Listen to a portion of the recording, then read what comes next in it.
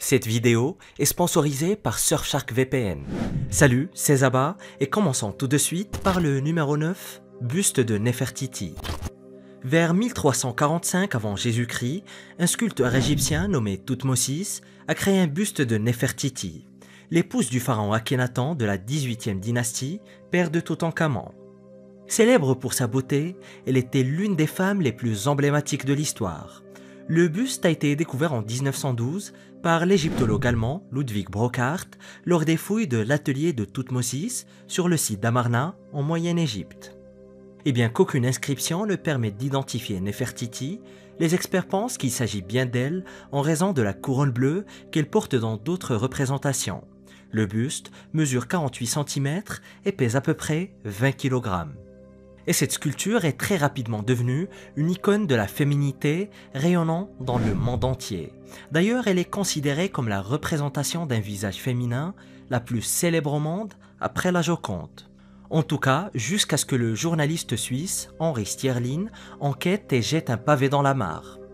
Son livre, Le buste de Néfertiti, une imposture de l'égyptologie, qui a été publié en 2009, proclamait haut et fort que l'un des chefs-d'œuvre de l'art égyptien était en fait un canular.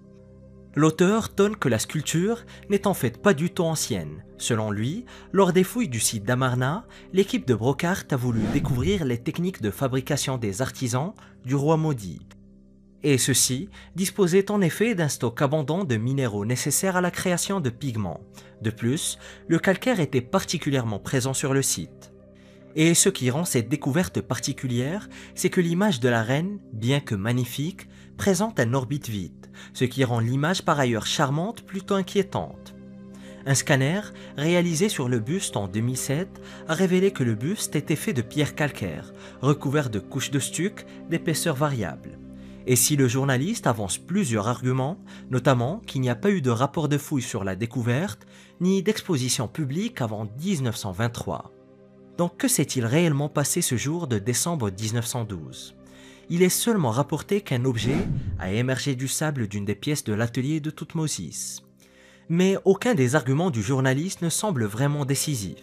Cependant, il a le mérite de relever plusieurs inexactitudes concernant cette découverte. Par exemple, les approximations de Brocard, jugées au départ précises et rigoureuses, ainsi que sa volonté de ne pas exposer ce buste en public. Néanmoins, tout porte à croire qu'il s'agit d'une véritable œuvre égyptienne antique. C'est en tout cas l'avis actuel de la grande majorité des égyptologues, comme Zahi Hawass et Dominique Farrou, philologues et professeurs à l'école du Louvre. Mais ce n'est pas la seule controverse autour de ce trésor archéologique. Les autorités égyptiennes veulent récupérer le buste et ont formulé plusieurs demandes de restitution de la statue volée. La campagne pour le rapatriement du buste de Néfertiti a commencé dès qu'il a été exposé en public en 1924. Il est aujourd'hui exposé au Neues Museum de Berlin. Mais avant de passer au sujet suivant, je voulais d'abord vous parler du partenaire de cette vidéo, Surfshark VPN. Et si vous vous demandez à quoi ça sert, eh bien tout simplement à vous protéger de la plupart des risques d'Internet. Le VPN va venir créer une sorte de tunnel encrypté dans lequel vont être toutes vos informations. Vous allez donc surfer en ligne sans prendre absolument aucun risque. Ça va venir protéger vos mots de passe, vos photos, vos vidéos, vos informations bancaires et cartes de crédit, votre identité, et ça vous protège non seulement des sites que vous visitez, mais aussi du fournisseur de votre Internet. Mais le gros plus pour moi personnellement est que ça permet d'être en sécurité dans des réseaux publics, que ce soit au boulot, à l'aéroport, dans un hôtel, les squatteurs de McDo, je vous vois. Mais bon, on sait tous que ça sert surtout à mater des séries Netflix qui ne sont pas disponibles ici, et Amazon Prime aussi. Et pour ceux qui voyagent énormément, ça permet d'accéder à Netflix France ou encore MyCanal depuis l'étranger très facilement. Mais c'est également très pratique pour trouver des avions et des hôtels au meilleur prix sans subir les augmentations tarifaires à chaque fois puisque vous êtes complètement anonyme. Mais ce que je préfère par-dessus tout, c'est que Surfshark est totalement illimité. Vous pouvez l'utiliser sur autant d'appareils que vous le voulez, à la différence de pas mal, même tous en même temps. Et c'est l'un des très rares VPN qui le permettent, et ça, c'est vraiment génial, surtout si vous avez des potes squatteurs de compte. Ils se reconnaîtront. Voilà, franchement, pour le tarif indiqué, moi je pense que ça vaut vraiment le coup. Vous trouverez le lien dans la description et utilisez mon code ZABA, Z-A-2-B-A, pour recevoir une réduction de 83% d'inscription et aussi 3 mois supplémentaires gratuits. Et au pire des cas, Surfshark vous offre même une garantie de remboursement de 30 jours. Donc vous pouvez l'essayer sans aucun risque. Encore une fois, merci à Surfshark. Et maintenant, le numéro 8, la vallée des singes. Les archéologues égyptiens ont fait d'intéressantes découvertes dans un endroit connu sous le nom de la vallée des singes, à Luxor. Mais contrairement à ce que le nom suggère, il n'y a pas vraiment de singes ici. La vallée était autrefois une zone industrielle où l'on fabriquait des objets il y a 3500 ans. La vallée des singes est située de l'autre côté de la vallée des rois. Mais c'est bel et bien ici que l'on fabriquait les matériaux pour les nombreuses tombes des pharaons. La vallée remonte à la 18e dynastie du Nouvel Empire entre 1543 et 1292 avant Jésus-Christ. Ce qui signifie que le site a été en usage pour plus de 1000 ans. C'est l'égyptologue Zahi Hawass, encore lui, qui a dirigé les fouilles qui ont duré plus de 2 ans. L'équipe a découvert 30 ateliers et ont participé à la construction de mobilier funéraire et de tombes, notamment des sarcophages, des jarres destinés à contenir les organes internes et de nombreux autres artefacts et objets nécessaires pour enterrer les morts avec honneur. C'était en quelque sorte l'atelier du Père Noël de l'Égypte ancienne qui produisait toutes les ressources nécessaires à l'enterrement des pharaons et des autres élites.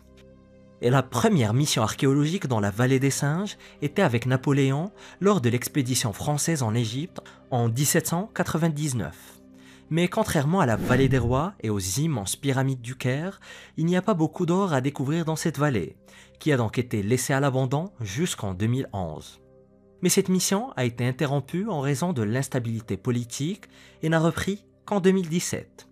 Et grâce aux fouilles, nous avons désormais une bien meilleure idée de la manière dont les Égyptiens fabriquaient tant de choses incroyables si rapidement. Numéro 7, la seule momie enceinte. Un groupe de chercheurs polonais a été choqué de découvrir une femme enceinte momifiée de l'Égypte ancienne qu'ils pensaient être en fait un homme et un prêtre qui plus est. Les chercheurs ont ramené la momie dans leur laboratoire et ont effectué quelques tests, principalement à l'aide de rayons X et d'ordinateurs. Et ils ont été choqués de découvrir les os minuscules du pied et de la main d'un fœtus à l'intérieur de la femme, ce qui suggère qu'elle était à plusieurs mois de grossesse au moment de son décès. Pour l'instant, les chercheurs n'ont aucune idée de la raison pour laquelle les Égyptiens auraient momifié une femme enceinte. Car comme vous le savez sans doute, tout ce qui se trouvait à l'intérieur du corps était généralement enlevé. L'embaumeur prélevait tous les organes et même le fœtus si nécessaire pour le placer dans son propre contenant auprès de la mère dans sa tombe. Il est très rare qu'il y ait quoi que ce soit à l'intérieur d'un corps momifié. Les chercheurs n'ont pas été en mesure de déterminer la cause du décès et des tests supplémentaires ont révélé qu'elle était enceinte d'environ 7 mois lorsqu'elle est décédée. Mais les circonstances entourant sa découverte sont encore plus confuses. En 1826, la momie a été amenée à Varsovie. À l'époque, les experts pensaient qu'il s'agissait d'un prêtre de sexe masculin en raison de l'inscription sur le cercueil, qui indiquait qu'il s'agissait d'un homme d'une grande importance religieuse. Mais selon l'anthropologue et archéologue Marzena Ozarek-Silk, l'équipe de recherche a été surprise de constater que le prêtre n'avait pas de sexe masculin, mais plutôt un sexe féminin et des cheveux longs. C'est ce qui les a incités à commencer leur enquête, qui a maintenant révélé la seule momie enceinte jamais découverte. Pour ce qui est de savoir comment elle a été confondue avec un homme, il est possible qu'il ait été placé dans le mauvais cercueil après avoir été pillé dans une tombe. De nombreuses antiquités vendues en Europe dans les années 1800 provenaient généralement de sources plutôt douteuses, généralement des pilleurs de tombes. Et à cette époque, la demande pour les momies, des sarcophages et des artefacts était si forte qu'ils ont été dispersés dans le monde entier sans aucune traçabilité. Qui sait où a fini le pauvre prêtre d'élite ou à quoi ressemblait la tombe de cette femme? Numéro 6, la cité d'or perdue de Luxor. Des archéologues ont trouvé ce qu'ils appellent la cité d'or perdue. Elle date du XIVe siècle avant Jésus-Christ, soit 3400 ans avant notre époque. La ville est située près de Luxor et existait sous le règne de certains des plus célèbres pharaons égyptiens de tous les temps, dont Amenhotep III et Toutankhamon. Et des archéologues spécialisés ont recherché ce site antique depuis des années et n'ont jamais trouvé de preuves jusqu'à présent. Betsy Bryan, professeure d'égyptologie à l'université Johns Hopkins, a déclaré que la découverte de la ville est la deuxième plus importante du pays depuis la tombe du jeune roi Toutankhamon. Les fouilles ont commencé en septembre 2020, date à laquelle les archéologues ont compris qu'ils avaient quelque chose de très important entre les mains. La ville a été découverte avec ses murs presque intacts, ainsi que des pièces remplies d'objets provenant de la vie ordinaire d'il y a 3000 ans. Les archéologues ont trouvé d'innombrables artefacts, notamment des bagues et des récipients poterie. Ils ont trouvé des briques portant le sceau royal du roi Amenhotep III. Et les équipes d'archéologues ont également découvert d'étranges sépultures de vaches qui font encore l'objet d'études, car les experts n'ont jamais rien vu de tel auparavant. Et selon de nombreux autres rapports, il y a beaucoup d'autres découvertes impressionnantes, même si le site archéologique est tout nouveau. Les fouilles ont même révélé une boulangerie avec une immense cuisine qui employait probablement des centaines de personnes pour fabriquer du pain pour toute la ville. Un quartier résidentiel et un quartier administratif ont été découverts, ainsi qu'une poignée de restes humains. Mais comme la découverte de la cité d'or perdue est très récente, il faudra probablement encore des mois et des années d'enquête pour percer tous les petits mystères. Numéro 5. Taillé dans la roche. Des centaines de tombes taillées dans la roche au milieu du désert sont là depuis des milliers d'années, attendant simplement d'être découvertes. Des topographes et des archéologues procédaient à des relevés topographiques dans la nécropole d'Alamidia lorsqu'ils ont fait une découverte inattendue tout au long du versant de la montagne. L'équipe a découvert les entrées de tombes taillées dans la roche sous forme de longs rectangles. Ils en ont trouvé environ 250, mais ils pensent que d'autres tombes attendent encore d'être découvertes dans la région. Mais quel est véritablement l'âge de ces tombes? Certaines remontent à 2200 ans avant Jésus-Christ, d'autres à 30 avant Jésus-Christ, soit près de 2000 ans d'intervalle entre l'ancien royaume d'Égypte et l'époque où l'Égypte n'était rien de plus qu'une province romaine. Et les sépultures ne sont pas aussi impressionnantes que celles que l'on retrouve dans tout le reste du pays. Elles sont en fait assez petites et servaient probablement à abriter les cadavres de bureaucrates et de certains membres de la société de rang inférieur de l'ancienne ville locale d'Akhmim. Durant l'ancien royaume, Akhmim était un centre administratif très important pour le gouvernement. Ce qui est intéressant, c'est que les historiens espèrent en savoir plus sur la classe moyenne égyptienne. Nous en savons déjà pas mal sur les élites, les pharaons et les dirigeants de la société grâce à de grands sites fascinants comme Saqqara et Luxor. Mais dans ce cas, nous avons la chance de voir à quoi ressemblait la vie de la classe moyenne de l'Égypte ancienne, ce qui pourrait bien être plus proche de notre réalité que nous le pensons. Numéro 4. Démons égyptiens. Un égyptologue basé en Belgique a récemment découvert ce qui semble être la plus ancienne représentation d'un démon dans l'Égypte ancienne. Cette représentation remonte à 4000 ans et prouve que des entités démoniaques ont tourmenté la conscience égyptienne depuis des temps immémoriaux. Et ces démons ont été présentés lors de la conférence internationale sur la démonologie égyptienne ancienne. Oui, ça existe vraiment. Et ça m'a tout l'air d'une conférence très amusante. Wael Sherbini, spécialiste des textes religieux anciens, a découvert 2 démons peints sur une paire de cercueils du Moyen Empire, ainsi qu'un 3e sur un rouleau de cuir ancien provenant d'un endroit inconnu et perdu sur une étagère du musée égyptien depuis 70 ans. Le rouleau de cuir est le plus ancien et le plus long manuscrit égyptien en cuir jamais découvert et il porte un démon. Les démons sur les cercueils sont connus sous le nom d'Intep et de Chéribenout. Le premier est représenté comme un hybride de chien et de babouin, tandis que le second est une sorte d'étrange figure anthropomorphique à tête humaine. Les démons faisaient probablement partie d'une horde de démons destinée à protéger la chambre funéraire où les 2 cercueils ont été retrouvés. Et le texte contenu dans l'ancien bâtiment égyptien est lié au dieu du savoir, Thoth, et les démons pourraient donc avoir un rapport avec lui. Malheureusement, il n'y a pas de texte d'accompagnement ou d'autres éléments permettant d'expliquer ce que les démons faisaient sur les cercueils. Quant au 3e démon, trouvé sur le rouleau de cuir, il s'appelle Ikenti et il s'agit d'un démon gardien qui protège une porte enflammée et qui est représenté avec la tête d'un chat noir et le corps d'un grand oiseau. Numéro 3. Point d'interrogation. Toutankhamon est sans aucun doute le plus célèbre, du moins à l'époque moderne, de tous les grands pharaons qui ont régné sur l'Égypte ancienne, même si il n'était qu'un garçon lorsqu'il est devenu roi. En réalité, le roi Toutankhamon a pris le trône de son père Akhenaton lorsque celui-ci est mort vers l'an 1334 avant Jésus-Christ à l'âge de 8 ou 9 ans. La plupart de ces décisions, étant donné qu'il n'était littéralement qu'un enfant, étaient prises par ses conseillers. Ce sont ces conseillers qui exerçaient le pouvoir, Toutankhamon n'étant guère plus qu'une figure de proue. Le petit roi a régné pendant 10 ans avant de mourir dans des circonstances mystérieuses. Et il a été enterré dans la vallée des rois, au fin fond du désert égyptien, et redécouvert par l'égyptologue britannique Howard Carter en 1922. Et lorsque Carter a redécouvert la tombe, il a été quelque peu déconcerté car elle ne semblait pas aussi grandiose qu'il s'y attendait. Certes, il s'agissait d'une tombe fantastique, mais elle était anormalement petite pour une personne aussi importante.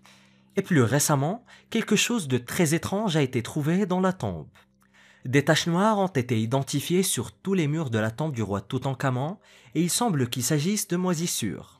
Mais on ne trouve de moisissures dans aucune des autres tombes de la vallée et les scientifiques ont d'abord pensé que c'était parce qu'un trop grand nombre de visiteurs respiraient à l'intérieur de la tombe. Et en vérifiant les photos de l'expédition de Carter, les taches noires semblaient déjà présentes. Selon l'expert Adam Lowe, la moisissure est probablement due au fait que la tombe a été scellée avant que la peinture n'ait eu le temps de sécher. Tout ceci est très étrange et suggère que la tombe du roi Toutankhamon a été quelque peu bâclée. Les peintres qui ont décoré le tombeau ont dû abandonner le projet avant même que la peinture ne soit sèche, ce qui signifie qu'il se passait quelque chose de très important et qu'un responsable voulait que la tombe soit fermée et scellée immédiatement. Numéro 2, le grand-père de Toutankhamon. En parlant de Toutankhamon, des archéologues ont mis au jour les vestiges en ruine de 2 sphinx géants dans un temple mystérieux de la ville de Luxor. Les statues sont vraiment immenses, chacune mesurant environ 8 mètres de long. Elles ont été découvertes en partie immergées dans l'eau dans un ancien sanctuaire abandonné dédié à Amenhotep III. Et si vous n'êtes pas sûr de qui il s'agit, c'est le grand-père de Toutankhamon justement. Les artefacts ont été découverts par des chercheurs allemands et égyptiens alors qu'ils étaient occupés à restaurer l'ancien temple funéraire. Ce magnifique endroit est appelé le temple des millions d'années, bien qu'il soit déjà en très mauvais état après un peu plus de 3000 ans. C'est ce que j'appelle de la publicité mensongère. Ils sont également tombés sur un trio de bustes en granit noir représentant l'ancienne déesse égyptienne de la guerre, Sekhmet. Elle avait la forme du lion féroce et était le dieu préféré et aimé des soldats et des généraux. L'archéologue en chef du projet, Ulrich Suruzian, a déclaré que des objets ont été découverts près d'une ancienne route cérémonielle utilisée pour les célébrations pendant les années du règne du grand-père du roi Toutankhamon. Et la célébration a débuté lorsqu'Amenhotep III a atteint sa 30e année en tant que roi de toute l'Égypte et s'est poursuivi tous les 3 ans pour célébrer le fait qu'il était toujours en vie. Amenhotep III a réussi à atteindre presque 40 ans de règne, ce qui était pratiquement du jamais vu pour les pharaons de l'époque. Et au cours de ces 10 dernières années, les célébrations étaient les plus grandes fêtes que l'on puisse retrouver en Égypte, avec des festins, des sacrifices et des offrandes aux grands dieux. Numéro 1, la momie égyptienne en terre cuite. Les archéologues ont une nouvelle fois fait une découverte inédite en Égypte. La découverte d'une momie debout très rare a surpris les experts du monde entier. Il s'agit d'une découverte sans précédent et voici pourquoi. La momie était littéralement enveloppée de boue au lieu des draps et du cercueil traditionnel. Lorsque les archéologues ont ouvert le cercueil pour l'examiner, la momie était entourée d'une coque de boue. Il est tout à fait possible que la boue ait été utilisée pour stabiliser la momie après qu'elle ait été endommagée. Soit cela, soit il s'agit d'une momie de l'homme pauvre. Quelqu'un peut être utilisé de la boue pour essayer de copier ce que l'élite de la société faisait avec ses morts à l'époque. Les Égyptiens de la famille royale utilisaient un type de résine qui était généralement importé et ce produit était très cher. La boue aurait donc été une solution plus abordable et largement disponible. Mais la question qui se pose désormais est celle de savoir s'il s'agissait d'une coutume courante. La boue en elle-même se désintègre très probablement avec le temps, ce qui pourrait expliquer pourquoi aucune autre momie de ce type n'a jamais été retrouvée. Mais peut-être s'agissait-il d'une pratique courante pour les pauvres il y a des milliers d'années. Cette momie date de 1207 avant Jésus-Christ et les chercheurs l'ont découverte dans le mauvais cercueil, encore une fois. Le cercueil était destiné à une femme, mais les chercheurs n'ont pas réussi à savoir de qui il s'agissait. Il se pourrait que quelqu'un ait volé le cercueil pour y placer la momie d'une personne aimée, et ce, après avoir enveloppé le défunt dans de la boue, puis en se débarrassant de la momie qui se trouvait au préalable dans le cercueil. Et découvre les pratiques médiévales les plus scandaleuses et les plus olé olé qui étaient tout à fait normales à l'époque. Et découvre-les en cliquant sur cette vidéo.